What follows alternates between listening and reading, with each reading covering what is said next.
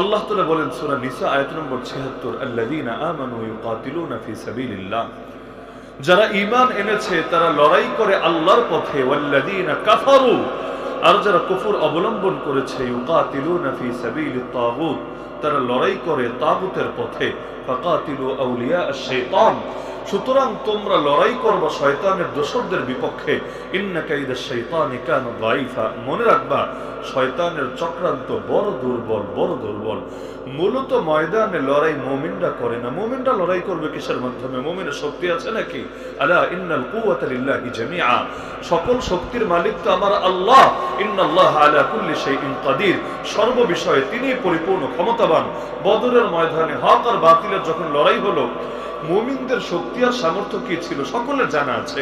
আল্লাহ রাসূল সাল্লাল্লাহু আলাইহি ওয়াসাল্লাম সিজদায় লুটিয়ে পড়ে কেঁদে কেঁদে আল্লাহকে বলছিলেন, আল্লাহুম্মা আতিনি মা ওয়া'আদতানি, আল্লাহুম্মা আনজিজ লি মা ওয়া'আদতানি, আল্লাহুম্মা ইন তাহলিক হাযিহিল ইসাবাতু মিন আহলিল ইসলাম লাম তু'বাদ ফিল আরদ, হে আল্লাহ আমাকে যে ওয়াদা দিয়েছিলেন সেটা দান করেন, আমার জন্য যে অঙ্গীকার দিয়েছিলেন সেটা বাস্তবায়ন করেন। হে আল্লাহ, আজকে যদি মুসলমানদের এই ক্ষুদ্র কাফেলা শহীদ হয়ে যায়, এই জমিনে আর কোনোদিনও আপনার ইবাদত হবে না। কে করবে আপনার ইবাদত?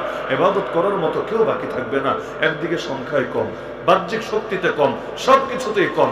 আরেকদিকে আল্লাহ রাসূল এত কাঁদা কাঁদছেন, এত কাঁদা কাঁদছেন, সিদ্দিক আকবর আবু বকর রাদিয়াল্লাহু আনহু পেছন থেকে এসে আল্লাহ রাসূলের পিঠের উপর হাত রেখে বললেন, হাসবুক, হে নবী যথেষ্ট, আল্লাহ তাআলা আপনার দোয়া কবুল করে নিয়েছেন। দোয়ায় কি পরিমাণ ঈমানি শক্তি থাকলে যিনি দোয়া করেন শুধু তিনি না, আশপাশের লোকদের দিলের মধ্যে এই কথা চলে আসে, এই দোয়া আল্লাহ ফিরাবেন না, এই দোয়া আল্লাহ কবুল করে নিয়েছেন।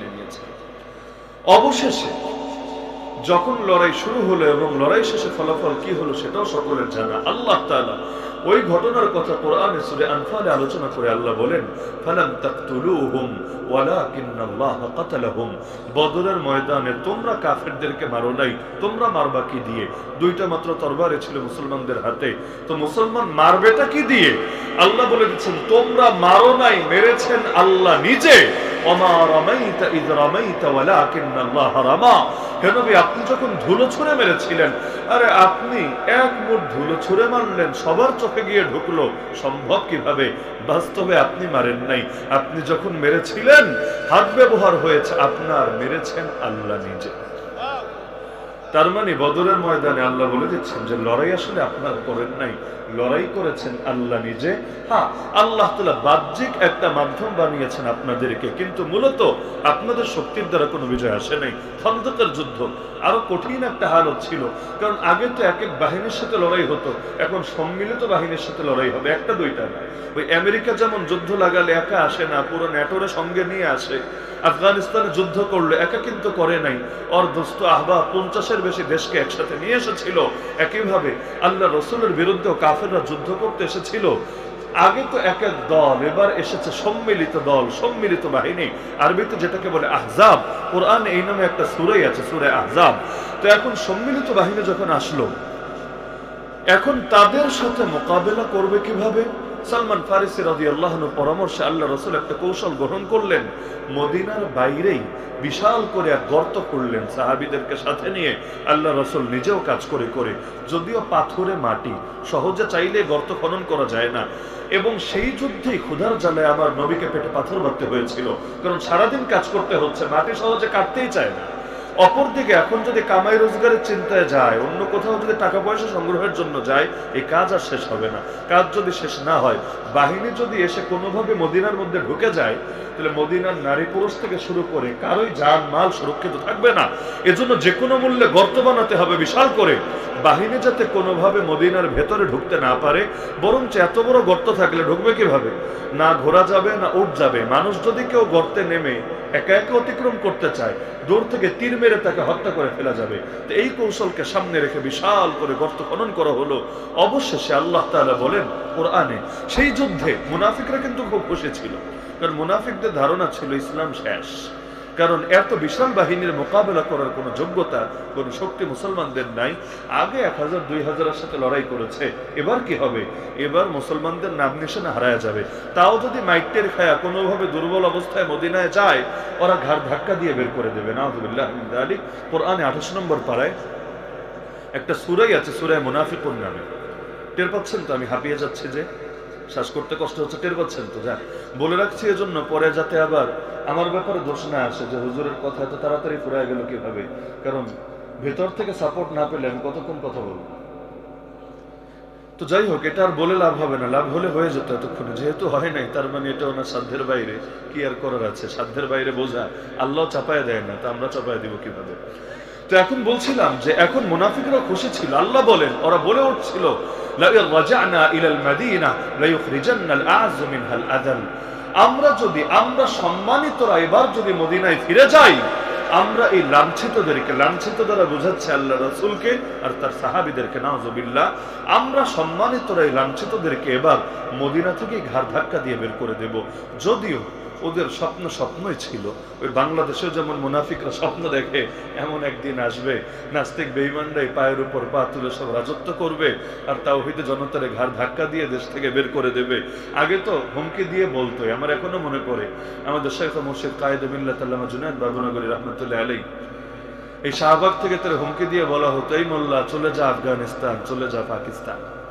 যদিও পাসপোর্ট আটকে রেখেছে, চিকিৎসার জন্য বাইরে যেতে পারে না, হজ উমরাও যেতে পারে না, সরকারিভাবে পাসপোর্ট আটকে রেখেছে, আবার হুমকি দেয় চলে যা পাকিস্তান, চলে যা আফগানিস্তান। ভাবটা এমন, ইসলামের কথা বলতে চাইলে, ইসলামের হেফাজত করতে চাইলে বাংলার জমিনে বসে করা যাবে না, এর জন্য আফগানিস্তান পাকিস্তান যাওয়া লাগবে। আর এখানে শুধু দাদা বাবুদের দালালি চলবে, ভিন্ন কোনো কিছু চলবে না। আল্লাহ দেখিয়ে দিয়েছেন এখান থেকে ইসলামের ধারক বাহকদের যাওয়া লাগে নাই, বরং যারা তাদেরকে ভাগাতে চেয়েছে ওদেরই গাট্টি বস্তা নিয়ে পালাতে হয়েছে।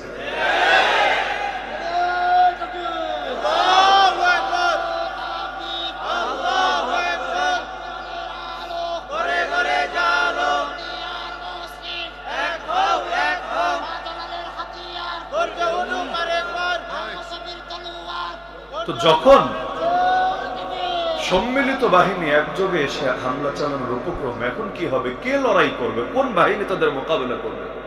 আল্লাহ তাআলার কি কুদরত!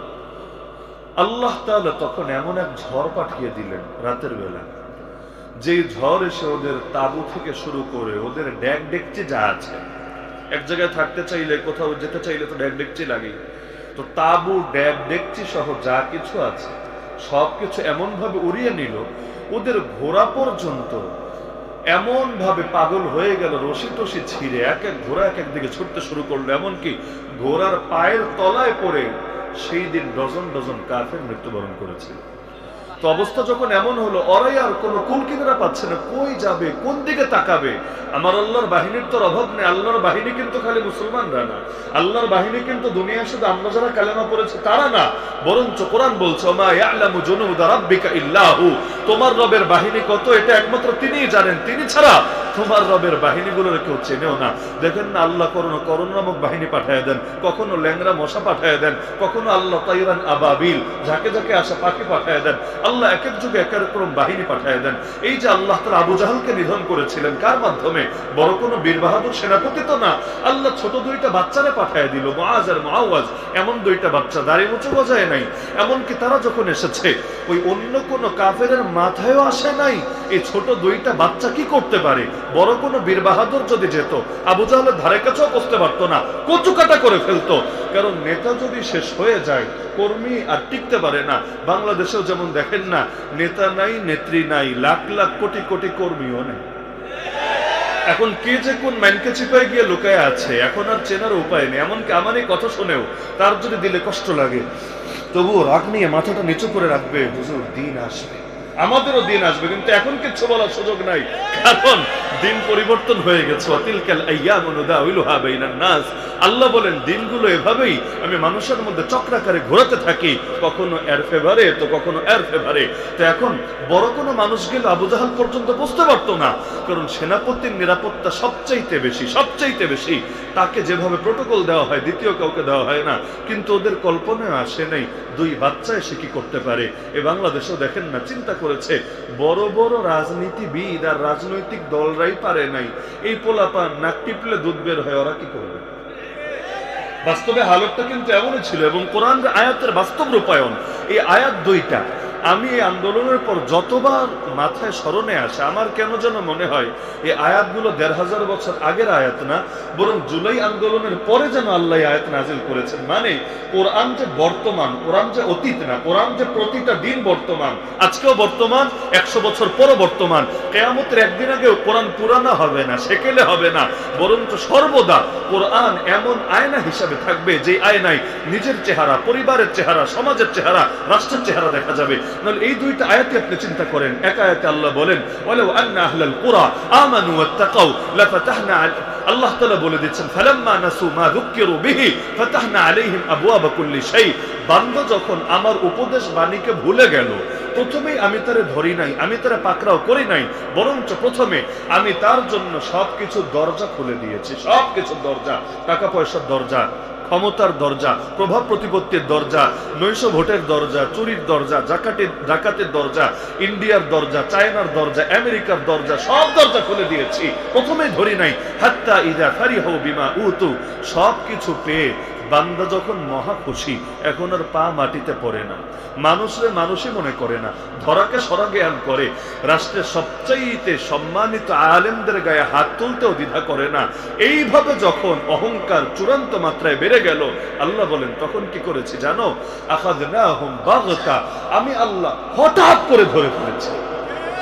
ধীরে ধীরে ধরেছি তাও না, একেবারে ছাড় দিতে দিতে, ঢিল দিতে দিতে হঠাৎ করে গিয়ে টুক করে ধরে ফেলেছি, চট করে ধরে ফেলেছি, আমি তাকে অকস্মাৎ ধরে ফেলেছি। এমন ধরা ধরেছে সামনে খাবার আছে, খাওয়ার টাইম নেই। এমন ধরা ধরেছে বেডরুমের গোপন কাপড় চোপড় একটু গুছায় নেওয়া যাবে, কিন্তু ওই সুযোগটা পর্যন্ত হাতে নাই। আল্লাহ বলেন এভাবে যখন ধরেছি ফাইদা হুম মুবলিসুন, তখন বান্দা পুরাই নিরাশ, এমন নিরাশের নিরাশ, শেষ পর্যন্ত মরার পরে এই মাটিতে দাফন হবে কিনা, শেষ পর্যন্ত নিজের ভিটে বাড়িতে আরেকবার আসতে পারবে কিনা। এমনকি দুষ্ট পোলাপান তার বাপের বাড়িতে গিয়ে আবার যদি প্রকৃতির ডাকে সাড়া দেওয়া শুরু করে দেয়, যেমন আজকে রাত্রেই নাকি ঘোষণা দিয়েছে রাত 9টার সময় সেখানে যাবে, গিয়ে কি করবে না করবে আল্লাহ ভালো জানে, তাহলে সেখানেও বান্দা এত নিরাশ, কিচ্ছু যে করবে সেটা পাওয়া যায় না। আল্লাহ বলেন এভাবেই ফাকুতি আদাবিরুল কওমিল্লাযিনা যালামু, জালেমদের শিকড়কে কেটে দেওয়া হলো, জালেমদের মূলকেই উপরে ফেলা হলো। আলহামদুলিল্লাহ রাব্বিল আলামিন। তবে মাস্টারমাইন্ড তোমরা কেউ না, আল্লাহ বলে দিচ্ছেন প্রশংসা আল্লাহর, কৃতিত্ব আল্লাহর, সমস্ত গুণ একমাত্র আল্লাহর, যিনি তামাম জাহানের রব। এই আয়াতটাকে সামনে রাখেন। আর দ্বিতীয় সানাস্তাদরিজুহুম মিন হাইসু লা ইয়ালামুন ওয়া উমলি লাহুম ইন্না কাইদি মাতিন, আল্লাহ বলে আমি বান্দাকে ঢিল দিয়ে দিয়ে তাকে ধীরে ধীরে এমন এক পরিণতির দিকে নিয়ে আসি যেটা তারা জানেই না, তাদের জ্ঞানে ধরেই না, আসলেই তো ধরে নাই। ঘটনার 1 সপ্তাহ কেন 2 দিন আগেও তো লোকে টের পায় নাই। এখনো মনে পড়ে ব্রাহ্মণবাড়িয়ার এক ফাজিল ছিল ওবায়দুল মুক্তাদির চৌধুরী, ওলামায়ে কেরামকে খুবই কষ্ট দিয়েছিল। আপনাদের যাদের ওই জায়গার সম্পর্কে ন্যূনতম ধারণা আছে, জানা থাকার কথা, জামিয়া উনিসিয়া বলেন, দারুল আরকাম বলেন, ব্রাহ্মণবাড়িয়ার নেতৃস্থানীয় ওলামায়ে কেরাম যারা আছে, এমন কোন জুলুম নাই যা সে করে নেই। এমনকি টিটকারি মেরে এটাও বলেছিল আমরা মরার পর জানাজা পড়তে হুজুর লাগে না, আমরাই যথেষ্ট জানাজা পড়ানোর জন্য। ওই পাগলে 4 তারিখ পর্যন্ত মানে ঘটনার একদিন আগে বিকালবেলা সাংবাদিক ডেকে এনে 12,000 টাকার মেহমানদারি করিয়ে সাংবাদিকদেরকে মাইকে ঘোষণা দিয়েছিল আমি পালাই না, আমি দেশেই আছি, আমরা পালানোর লোক না, আমরা পালাবো না। মাত্র একদিন আগের কথা। এমনকি যেই দিনের কাহিনী এটা গতকালই আমাকে শুনিয়েছে, যে রেস্টুরেন্ট থেকে ওই সাংবাদিকদেরকে নিয়ে মেহমানদারি করিয়েছে ওই রেস্টুরেন্টের ম্যানেজার। সিরাজগঞ্জ মাহফিল ছিল গতকাল উত্তরের জেলা ওই রাজশাহী বিভাগে, তো সেখানে আমাকে শোনাচ্ছে যে হুজুর বিকালবেলা যখন দেখলাম এই ঘোষণা দিচ্ছে, আর ওদিকে আমার এখান থেকে রেস্টুরেন্ট থেকে অর্ডার নিয়ে 12,000 টাকার মেহমানদারি করিয়েছে, আমি অনুষ্ঠান শেষ হওয়ার পরে খবর পাঠালাম জলদি আমার বিল দেন। তো তো ওদিক থেকে বললো না কালকে অফিস আওয়ারে, মানে যখন অফিসের টাইম শুরু হবে এরপর বিল করে টাকা দিয়ে দিচ্ছি। তিনি বললেন না, আমি খবর পাঠালাম না, আমার আজকেই বিল লাগবে, আজকেই। কারণ মনের মধ্যে বলছিল কখন কি জানি কি হয়ে যায়, পরে তো আমার টাকা নাই, এর চাইতে আমার টাকা আগে ঠিকঠাক, এরপর কি হবে না হবে পরেরটা পরে দেখা যাক।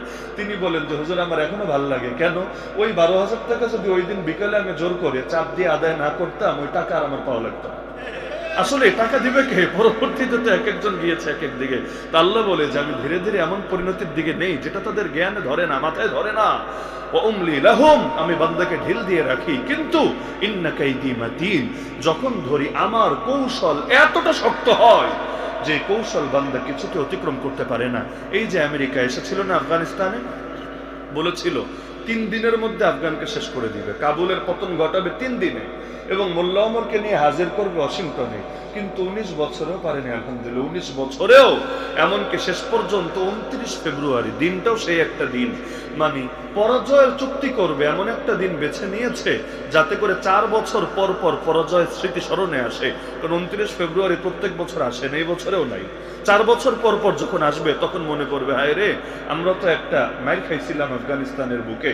দেখা যাচ্ছে সকল শক্তির মালিককে। আল্লাহ যদি শক্তির মালিক না হতেন, বিশ্বাস করেন অন্তত এই বাংলাদেশেও যেই পরিমাণ ষড়যন্ত্র আছে ইসলামকে নিয়ে, মুসলিম উম্মাকে নিয়ে, বিশেষ করে হক্কানি উলামায়ে কেরামকে নিয়ে, এরপর এখনো পর্যন্ত যে টিকে আছে, শুধু টিকে না বড় গলায় কথা বলছে, আল্লাহর কসম এটা একমাত্র আল্লাহর দেওয়া শক্তি ছাড়া দ্বিতীয় কিছুই না। আমাদেরকে রিমান্ডে নিয়ে মোবাইলে সবার আগে যেই জিনিসটা একদম তন্ন তন্ন করে খুঁজেছে সেটা হলো বিদেশি নাম্বার, বিশেষ করে আফগানিস্তান আর পাকিস্তানের নাম্বার কি কি আছে, যদি একটাও পায় নাই। কারণ ওইখানকার কারোর সাথে আমার কোনো ওই সময় পর্যন্ত না পরিচয় আছে, না কোনো জানাশোনা আছে, কিছু নাই। তো এখন পাবে কোত্থেকে? তো এখন খুব ঘাটাঘাটি করছে, আর বারবার বলছে হুজুর আপনারা যে এত বড় গলায় কথা বলেন, শক্তির উৎস কি এটা তো আমাদের বের করতে হবে। মানে ভেবেছে ওই বিদেশি কানেকশন, যেমন বাংলাদেশে হিন্দুত্ববাদী কয়টা, ইসকন কয়টা, খুব বেশি না। তো কানেকশন তো বিজেপির সাথে, আরএসএস এর সাথে। তো গোড়া যেহেতু মজবুত, এজন্য সংখ্যায় কম হলেও গলা সবসময় বড়ই থাকে। নাস্তিক বাংলাদেশে কয়টা? আপনি চিন্তা করেন, এক ফুলপুরে যত মুসলমান আছে আর 20 ভাগের 1 ভাগ নাস্তিক বাংলাদেশে আছে? নাই তো। কিন্তু মুসলমানদের কথারে কতটা দাম দেয় আর ওদের তারে কতটা দাম দেয়, পুরো বছরে 365 দিন দেশটারে গরম করে রাখে। তো এত শক্তি ওরা পায় কিভাবে? আরে সংখ্যা কম হলে কি হবে? দুইটা জিনিস আছে, একে তো নিজেরা সংগঠিত আর আমরা বিক্ষিপ্ত বিচ্ছিন্ন, আর দ্বিতীয়ত ওদের শক্তি আছে বাইরে, দেশে কিছু থাক বা না থাক উপরের সাথে বড় কানেকশন আছে। এই যে আন্দোলন শেষ হয়ে গেল, কাদিয়ানির কি হয়েছে, হিজবুত তাওহীদের কি হয়েছে? কিছুই কিন্তু হয় নাই। কেন? বিগত দিনে ওরা ফ্যাসিবাদের দালালি করে নাই? কি দালালি করে নাই? কত প্রমাণ লাগবে, করেছে। এবং ওদের সহযোগিতা নিয়ে কি কি জুলুম হয়েছে পঞ্চগড়ে গিয়ে খোঁজেন না। এই পঞ্চগড়ে কাদিয়ানীদের ইস্তেমাকে কেন্দ্র করে আমাদের কত ভাইকে শহীদ করা হয়েছে, কতজনকে মিথ্যা মামলা দিয়ে বছরের পর বছর কারাগারে ফেলে রাখা হয়েছে। এমনকি আমি এমন বহুজনকে চিনি যারা বাড়িতেই ফিরতে পারে না। কেন? কাদিয়ানীরা তাদের নামে মামলা দিয়ে রেখেছে। এজন্য ঢাকায় থাকে, কেউ চিটাগাং থাকে, লুকিয়ে লুকিয়ে থাকে। কেন? না হলে ওরা পেলেই গ্রেফতার করবে। আর স্থানীয় এমপি যারা ছিল, আওয়ামী লীগের নেতা যারা ছিল, এরা পুরোটাই এই কাদিয়ানীদেরকে শেল্টার দিয়েছে। যদি কারো সন্দেহ থেকে নিজে পঞ্চগড় সফর করে যাচাই করে নিয়ে আসতে পারছে, তাহলে ওরা যদি দালালি করে থাকে ওদের কিছু হলো না কেন? হিজবুত তাওহীদের সেলিমের সুর এখনো নরম হলো না কেন? হবে না। কারণ ওদের শক্তি আঞ্চলিক শক্তি না, ওদের শক্তি আরো অনেক গভীরে। এই কাদিয়ানি বিরোধী কথা বলার কারণে, আমি নাম নিতে চাই না, বাংলাদেশের একজন আলেম গত বছর ইংল্যান্ডে গিয়ে প্রোগ্রাম করতে পারেন নাই, দেশে ফিরে আসতে বাধ্য হয়েছে। কেন? কারণ কাদিয়ানিরা জায়গা মতো অভিযোগ দিয়ে রেখেছে, ওদের হেড অফিসই লন্ডনে। এই বছর মুনাজিরে আজম আল্লামা নুরুল ইসলাম অলিপুরি হাফিজাহুল্লাহ রা, আমাদের সিলেটের গর্ব, কৃতি সন্তান এবং সবাই চেনার কথা আপনারা, তিনি যেতেই পারেন নাই, ইংল্যান্ডের সফরে যেতেই পারেন নাই। কেন? ওই যে 2 ইস্তেমা শেষ হয়েছে, 3 নম্বর ইস্তেমা আবার যারা করতে চাচ্ছে, আমাদের ওই ভাইয়েরা বিচার দিয়ে রেখেছে সেখানে যে এই হুজুর সে হলো সাম্প্রদায়িক উস্কানিদাতা, সে হলো টেরোরিস্ট, সে হলো এই সেই, ব্যাস। এখন আমেরিকায় গিয়ে প্রোগ্রাম করে আসতে পেরেছে, কিন্তু ইংল্যান্ডে যেতেই পারেন নাই, আর প্রোগ্রামের তো কোনো সুযোগই নাই। তাহলে এক একজনের শক্তির উৎস কত গভীরে আপনি চিন্তা করেন। মানে আপনি উপরে উপরে চিন্তা করবেন, ওরা গভীরে ডুব দিয়ে কাজগুলো করে থাকে। তাহলে এখন ওরাও ভাবে যে আমাদের হুজুর জাতিরও মনে এরকম গোপন গোপন শক্তি শক্তি আছে, কিন্তু ওরা জানে না যার সাথে আল্লাহ আছে তার জগতে কিছু যদি নাও থাকে তবুও বাতিলের সামনে তার সুর কখনো নত হয় না। সূরা বুরুজের তাফসীর যারা পড়েছেন জানার কথা, ছোট্ট একটা বালকের ঘটনা আল্লাহ এখানে ইশারা করেছেন। আসহাবুল উখদুদ, কুতিলা আসহাবুল উখদুদ আন-নারি যাতিল ওয়াকুদ, এটার তাফসীর আপনারা সহিহ মুসলিম শরীফ ও লম্বা এক হাদিসের মধ্যে আছে। ছোট্ট একটা বাচ্চা নবী ঈসা আলাইহিস সালামের উপর ঈমান এনেছিল, তখনও আমার রাসূল দুনিয়াতে আসেননি, তখনও পর্যন্ত ঈসাই ধর্মই আছে। তো ঈসা আলাইহিস সালামের উপর ঈমান এনেছে, তাওহীদে আছে, শিরকে লিপ্ত হয় নাই। অবশেষে লম্বা ঘটনা, পুরোটার দিকে আমি ইঙ্গিত করতে চাচ্ছি না। বাদশা তাকে বন্দী করে ফেললো। বাদশা তাকে বলল, তুই আমারে খোদা মেনে নে, তাহলে তোরে কিচ্ছু বলবো না। আর ওই বাচ্চাটারে আল্লাহ তাআলা অনেক শক্তি দিয়েছিলেন, এমন এমন কিছু কারামাত আল্লাহ তাআলা তাকে দান করেছিলেন। জন্মান্ধর জন্য দোয়া করে দিল, তার চোখ ঠিক হয়ে যেত আলহামদুলিল্লাহ। কুষ্ঠরোগের জন্য দোয়া করে দিল, রোগ সেরে যেত আলহামদুলিল্লাহ। তো বাদশা বলল, তোর মতো বাচ্চারে আমি হাতছাড়া করতে চাই না, আমি মারতে চাই না, তুই যদি আমারে খোদা মেনে নেস আমি তোর কোনো ক্ষতি করব না। সেই বাচ্চা বলল, প্রশ্নই আসে না, যখন লা ইলাহা ইল্লাল্লাহ কালেমা পড়েছি, জান চলে গেল, আল্লাহ ছাড়া দ্বিতীয় কাউকে মাবুদ মানতে পারি না। বাদশা তার বাহিনী দিয়ে পাঠিয়ে দিল বাচ্চাটাকে পাহাড়ের চূড়ায়, সেখান থেকে ধাক্কা দিয়ে ফেলে দেবে। পাহাড়ের চূড়া থেকে যদি বাচ্চা মানুষ নিচে ধাক্কা দিয়ে ফেলে দেওয়া, বাঁচবে কিভাবে? তার মানে জানে মারার জন্য এই কৌশলটা অবলম্বন করতো। বাহিনী নিয়ে গেল তাকে পাহাড়ের চূড়ায়, এখন সে বাচ্চা মানুষ, কি বা করার আছে? সহিহ মুসলিমে হাদিস আছে, সে সেই পাহাড়ের চূড়ায় গিয়ে, এখন আর্মি তাকে নিয়ে গিয়েছে, সে যদি ওদের সাথে বল প্রয়োগ করে পারবে না, এটা পারার কথাও না। কিন্তু আল্লাহর বান্দার সম্বল যা ছিল তাই সে প্রয়োগ করলো। একটা দোয়া করলো, খালি একটা দোয়া, দ্বিতীয় কিছু না, একটা দোয়া, আল্লাহুম্মা কফিনিহিম বিমা শি'তা, আল্লাহুম্মা কফিনিহিম বিমা শি'তা। মুখস্থ রাখতে পারেন, ইনশাআল্লাহ আপনি মুসিবতে পড়লে আল্লাহ আপনারও এই দোয়ার মাধ্যমে অবশ্যই ফল দিবেন। আল্লাহুম্মা কফিনিহিম বিমা শি'তা, হে আল্লাহ আমার জন্য ওদের ব্যাপারে আপনি যান যথেষ্ট হয়ে, ঠিক যেভাবে চান সেভাবে। মানে আপনার হাওলা করে দিলাম, আপনি আমার জন্য যথেষ্ট হয়ে যান, ওদের ব্যাপারে যথেষ্ট হয়ে যান। আর যেমনে মনে হচ্ছে এমনি সাইজ কইরা দেন, আমি কিছু বললাম না আল্লাহ যে এমনি মারেন অমনি সাইজ করেন না, আপনার কাছেই বিচার দিলাম, বিমা শি'তা, আপনি যেভাবে চান সেভাবে এগুলোরে সাইজ করে দেন। দোয়া করতে দেরি, ভূমিকম্প শুরু হতে দেরি না।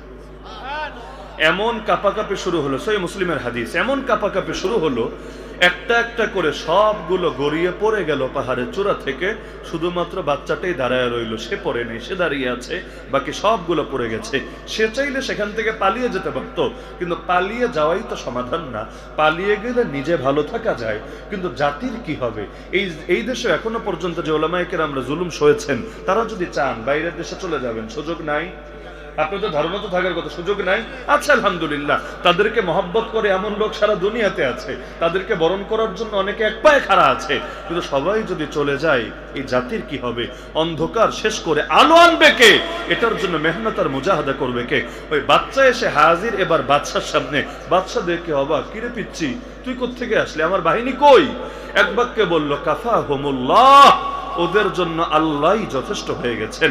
ব্যাস, বাদশা এবার বলল, ঠিক আছে, পাহাড়ে পাঠায় আল্লাহ হবে না, এই তোমরা এবার ওরে নিয়ে যাও সমুদ্রের মাঝখানে, তোমরা নৌকা চালাতে চালাতে যখন সমুদ্রের মাঝখানে যাবা, ওই সময় ওরে ফেলে দিবা, যতক্ষণ নিশ্চিত না হবা মরেছে ততক্ষণ তোমরা সাইডে ফিরে আসবা না। এবার সেই কাজই করলো। যখন তাকে নিয়ে গেছে সমুদ্রের অনেকটা ভেতরে, ধাক্কা দিয়ে ফেলে দেবে, আল্লাহর বান্দার অস্ত্র তো একটা আছে না? মুমিনের দোয়ার চাইতে বড় অস্ত্র কি হয়? সিলাহুল মুমিন, মুমিনের অস্ত্র এটা। সেখানে বসে সে দোয়া শুরু করলো, একই দোয়া, আল্লাহুম্মা কফিনিহিম বিমা শি'তা, হে আল্লাহ আমার জন্য ওদের ব্যাপারে আপনি যথেষ্ট হয়ে যান, যেভাবে চান সেভাবে। এই দোয়াগুলো অনেক ইমামের মতানুসারে ইসমে আজম, মানে আল্লাহ তাআলা এক একজনের দিলের মধ্যে, আল্লাহ নামটাই তো ইসমে আজম, কিন্তু এক একজনের দিলের মধ্যে আল্লাহ এক একটা বাক্য ঢেলে দেন, যেই বাক্যগুলো বলার মাধ্যমে আল্লাহ তাদেরকে বড় বড় মুসিবত থেকে বের করে নিয়ে আসেন। যেমন ইউনূস আলাইহিস সালামের জন্য আল্লাহ তাআলা ইসমে আজম বানিয়ে দিয়েছিলেন কোন বাক্য? সবাই জানেন, লা ইলাহা ইল্লা আনতা সুবহানাকা ইন্নী কুনতু মিনাজ জালিমিন। আইয়ুব আলাইহিস সালামের জন্য আবার এই বাক্য না, আল্লাহ বাক্য বানিয়েছিলেন আরেকটা, সেটা কি? কোরআনে আছে, ওয়া আইয়ুবা ইয নাদা রাব্বা, এর পরের অংশ, রাব্বি আন্নী মাসসানিয়াদ দুর ওয়া আনতা আরহামুর রাহিমিন। তাহলে এক একজনের জন্য আল্লাহ এক একটা বাক্য তাদের দিলের মধ্যে ঢেলে দেন। ওই হিজবুল বাহার যারা পড়েছেন, ইমাম শাযী ফাজিল রহমাতুল্লাহ আলাইহি এক মুসিবতে পড়েছিলেন, আল্লাহ দিলের মধ্যে কিছু দোয়া ঢেলে দিয়েছিলেন, দোয়া করেছেন, আল্লাহ বড় বিপদ থেকে বাঁচিয়ে দিয়েছিলেন। তো একই রকম এই বাচ্চার দিলের মধ্যে আল্লাহ এটা ঢাললেন, যদিও সে নবী না, নবীর কাছে ওহী আসে, অন্যদের কাছে ওহী আসে না, তবে ইলহাম তো আসে। কারণ মুসা আলাইহিস সালামের মাও তো নবী ছিল না, দিলে আসলো কিভাবে? মারিয়াম আলাইহিস সালামও তো নবী ছিল না, দিলে আসলো কিভাবে? তাহলে এখন তার দিলের মধ্যে এটা আসলো, দোয়াটা পড়লো, সঙ্গে সঙ্গে এমন বড় বড় ঢেউ আসলো, পুরো নৌকার ভেতরে যা ছিল একটা একটা করে সব মরে গেল, সব ডুবে গেল, এমনকি নৌকাও ভেঙে চূর্ণ বিচূর্ণ হয়ে গেল। শুধু একটা কাঠের সামান্য টুকরার উপর সে বসে থাকলো। এবার পানি ভাসাতে ভাসাতে ভাসাতে ধীরে ধীরে তার সাইডে নিয়ে আসলো। এই পাগলে এখনো পালায় না, এখনো গিয়ে হাজির বাদশার সামনে। বাদশা বলে, কি রে তুই একা কেন, আমার বাহিনী কই? বললো, কাফাহুমুল্লাহ, তোমার বাহিনীর জন্য আল্লাহ যথেষ্ট হয়ে গেছে। এবার বাদশা দেখে কোনোভাবেই তো মারা যায় না, কিন্তু এখন ইগোর প্রশ্ন, ইগো মাথায় যখন রাগ ছড়ে তখন মানুষ এমন অন্ধ হয় যে তখন হিতাহিত জ্ঞান পর্যন্ত থাকে না। বাদশা এবার বলল যে তোরে কিভাবে মারা যায় আমি পথ খুঁজে বের করবই করব। বাচ্চা বলল, তাহলে আমার থেকেই পরামর্শ শুনে নাও, আমার কাছে বুদ্ধি আছে, এই বুদ্ধি যদি শুনতে পারো আমার সহজেই মারতে পারবে। বাচ্চা বলল, কি বুদ্ধি, বলে ফেলো। সে বলল, একটা খোলা ময়দানে জাতির সবাই একত্র করবা, সব জনগণ হাজির করবা, এরপর আমাকে একটা শুলিতে চড়াবা, আমার পিঠের মধ্যে তুনিরের ভেতর যে তীরগুলো আছে এখান থেকে একটা তীর নিবা, তবে তীরটা মারার আগে একটা দোয়া পড়ে নিয়ে মারবা। এই দোয়া না পড়লে আবার কাজ হবে না। কি দোয়া? তুমি বলবা, বিসমিল্লাহি রাব্বি হাযাল গোলাম, ওই আল্লাহর নামে মারলাম যেই আল্লাহ এই বাচ্চাটার রব। মন্ত্রী বলে দিচ্ছে, বাদশা জাহাপনা, এই পোলাপানের ফাঁদে আপনি পা দিয়েন না, নাহলে আপনি শেষ, আপনার কপাল শেষ। ও যে বুদ্ধি দিচ্ছে এতে আপনার লাভ হবে না, আপনার চরম লস হবে। কিন্তু বাদশার তো মাথায় রাগ চড়েছে, যে কোনো মূল্যে মারতে হবেই হবে। বাদশা এখন ঘোষণা দিয়ে সবাইকে একত্রিত করলো এবং তাকেও শুলিতে চড়ালো। এখন তাকে হত্যা করবে। এটার জন্য তার পিঠ থেকেই যে তীরগুলো ছিল তুনিরের ভেতরে একটা তীর নিয়ে জোরে চিৎকার করে বলল, বিসমিল্লাহি রাব্বি হাযাল গোলাম, ওই আল্লাহর নামে যে আল্লাহ এই বাচ্চার রব। এতকাল কিন্তু নিজের রব দাবি করেছে, খোদা দাবি করেছে, কিন্তু এখন তীর নিজের নামে মারছে না, আল্লাহর নামে মারছে, যে আল্লাহ হলো এই বাচ্চার রব। তীর তো মারলো, বাচ্চার গায়েও আঘাত লাগলো, সেও মরে গেল, শহীদ হয়ে গেল। কিন্তু এটা দেখে উপস্থিত জনতার প্রত্যেকে কালেমা পড়ে মুসলমান হয়ে গেল। বাদশার তো এবার মাথায় আসমান ভেঙে পড়েছে, এক মুসলমানরে সাইজ করার জন্য এত কিছু করলাম, এখন তো সবই মুসলমান হয়েছে, আর কেয়া হোগা। ওটার ইঙ্গিতে আছে সূরা বুরুজের মধ্যে। এবার আগুন জ্বালালো বিশাল করে, আগুনের ভেতর একজন একজন করে সবাই ফেলে দিল।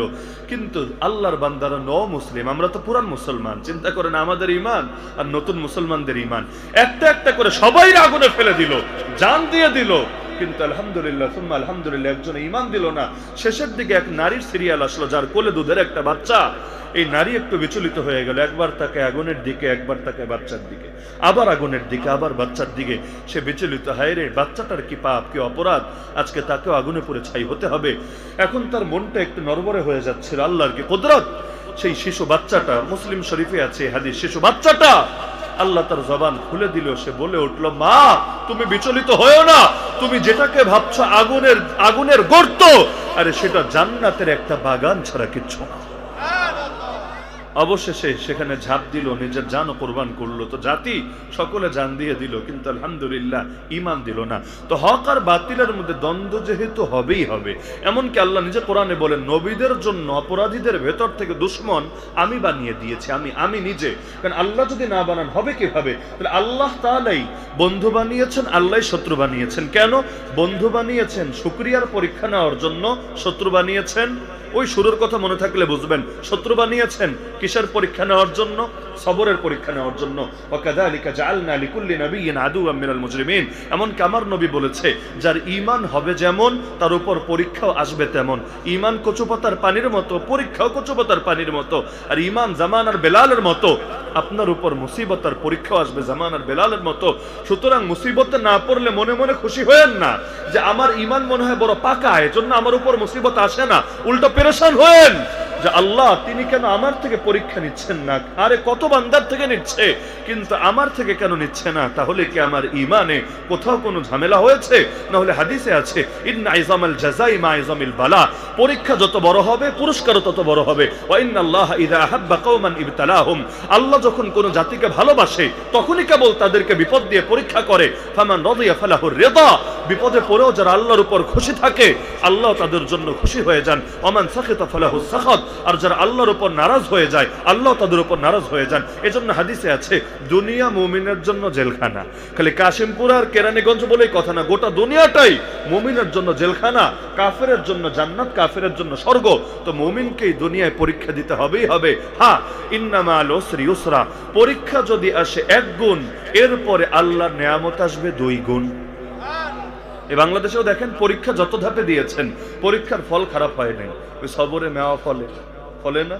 সবরে মেওয়া ফলে, সবর করবেন। মেওয়ার যে মজা, মেওয়া বুঝেন তো, খান নাই?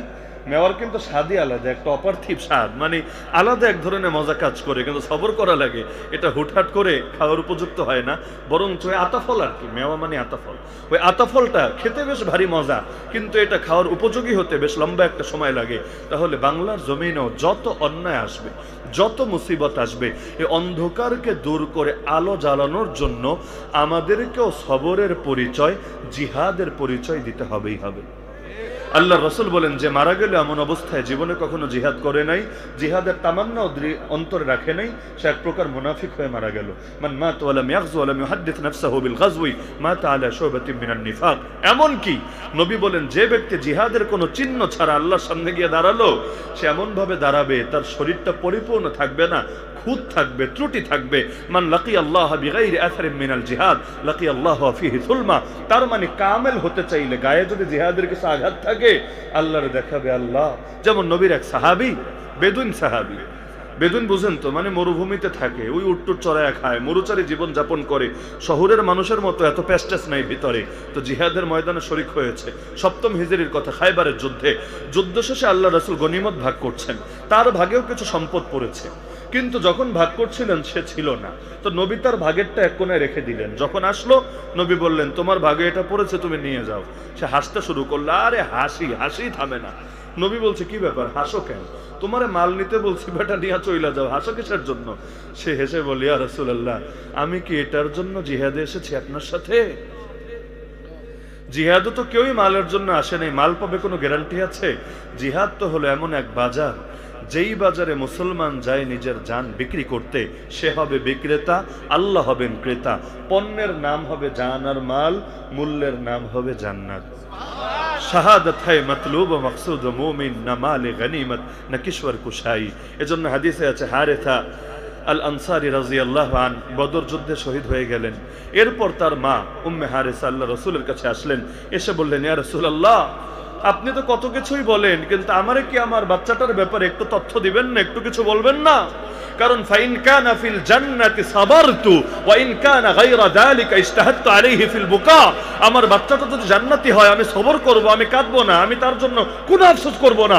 আমি চিন্তা করব দুনিয়ায় থাকলে আমার দুধের মানিক যত ভালো থাকতো, এখন তার চাইতে অবশ্যই ভালো আছে। কিন্তু ইয়া রাসূলুল্লাহ, যদি সে জান্নাতি না হয়, উল্টাটা হয়, তাহলে আমারে একটু জানান, আমি অন্তত তার জন্য অনেক কাঁদবো, অনেক কাঁদবো আল্লাহর কাছে, কেঁদে কেঁদে দোয়া করবো আল্লাহ যাতে আমার দুধের মানিকটাকে মাফ করে, তারেও যাতে জান্নাতে দেয়। আল্লাহ রাসূল এবার বললেন, আরে হারেসার মা, তুমি শোনো, ইন্নাহা জিনানুন ফিল জান্নাহ ওয়া ইন্না ইবনাকা আসাবাল ফিরদাউসিল আলা। আরে জান্নাত তো বিশাল এক জায়গা, জান্নাতের মধ্যে অনেক স্তর আছে, আরো অনেক ছোট ছোট উদ্যান আছে, কিন্তু এর মধ্যে তোমার পুত্র সবচাইতে বড় ফেরদাউসে, জান্নাতুল ফেরদাউসের আলা মাকাম হাসিল করে ফেলেছে। হাদিসে আছে ইন্না ফিল জান্নাতি মিয়াতা দারাজা, জান্নাতের মধ্যে 100টা স্তর আছে। আদাল্লাহু লিল মুজাহিদিনা ফি সাবিলিল্লাহ, যেগুলোকে আল্লাহ তার পথের মুজাহিদদের জন্য প্রস্তুত করে রেখেছেন। মা বাইনা দারাজাতাইনি কামা বাইনাস সামাই ওয়াল আরদ, 2 স্তরের মধ্যে দূরত্ব এত বেশি, আসমান আর জমিনের মধ্যে দূরত্ব যত বেশি। এমনকি আল্লাহ রাসূল বলেন যে কেউ যদি জান্নাতেও চলে যায় শাহাদাতের মাধ্যমে, জান্নাতে যাওয়ার পরও তার তৃপ্তি মেটে না, আবারও তার দিলে ইচ্ছা জাগে আরেকবার শাহাদাতের মধুপান করবে বলে। আপনি চিন্তা করেন কি আছে শাহাদাতে, যেটার জন্য জান্নাত পর্যন্ত ছেড়ে চলে আসতে চায়, যেই জান্নাতে রবের দিদার আছে, যেই জান্নাতে নবীর সোহবত আছে, যেই জান্নাতে হুর গেলমান সব আছে, সেটা পর্যন্ত ছেড়ে চলে আসতে চায় শাহাদাতের মধু আরেকবার পান করবে বলে। সুতরাং আজান যেহেতু হয়ে গেছে, আলোচনা দীর্ঘ না করে, সুতরাং মাইকের সার্ভিস পরে ভালো ছিল আলহামদুলিল্লাহ, ধন্যবাদ আপনাকে। আগে যেহেতু বদনাম করেছে, এখন সুনামটাও করা দরকার না? শেষে ভালো ছিল আলহামদুলিল্লাহ, এজন্য শেষ পর্যন্ত আসতে পেরেছে। মাশাআল্লাহ মাশাআল্লাহ। তাহলে আল্লাহ ভাইকে জাযায়ে খায়ের দান করুন, তার পরামর্শ কাজে এসেছে মাশাআল্লাহ। আচ্ছা, যে প্রসঙ্গে বলছিলাম, তাহলে জীবন আমাদের কয়টা? আপনাদের 2টা 3টার লেগে জবাব দেন না। জীবন কয়টা? জীবন যেহেতু একটা, সুযোগও আছে কয়টা? একটা। সুতরাং এই সুযোগকে হাতছাড়া করা যাবে না।